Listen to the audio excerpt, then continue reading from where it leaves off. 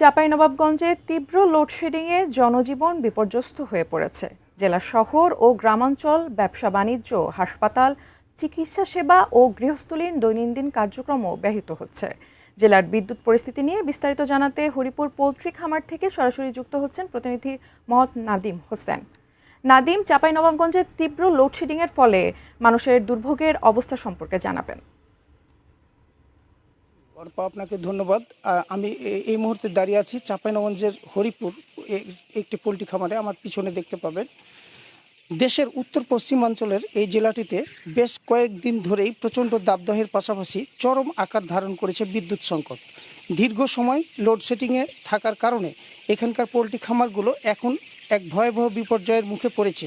স্থানীয় খামারিদের সাথে কথা বলে আমরা যেটা জানতে পেরেছি, বিদ্যুতের অভাবে খামারগুলোতে আইপিএস ব্যাকআপ দিয়ে বাতাস বা ফ্যান সচল রাখা সম্ভব হচ্ছে না। অতিরিক্ত গরমে খামারের ছোট বড় মুরগিগুলো চরম হিট স্ট্রোকে আক্রান্ত হচ্ছে। এমনকি মাত্র 15 থেকে 17 দিন বয়সী বাচ্চাও হিট স্ট্রোকে মারা যাচ্ছে।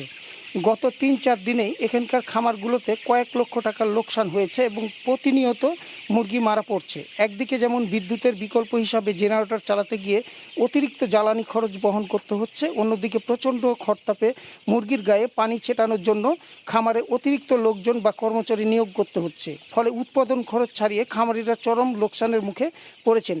জেলায় প্রতি মাসে প্রায় 1500 থেকে 2000 টন পোলট্রি ফিড সরবরাহ হয়, কিন্তু বর্তমান পরিস্থিতিতে প্রান্তিক খামারিরা দিশেহারা হয়ে পড়েছেন।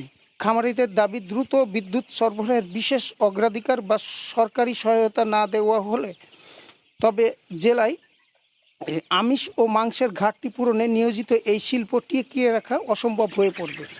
এবং আপনাকে আর একটা বিষয় জানিয়ে রাখি, এখানকার যারা নতুন উদ্যোক্তারা তারা খামার করার জন্য সাহস পাচ্ছে না এই যে বিদ্যুতের সংকটের কারণে, লোডশেডিংয়ের জন্য।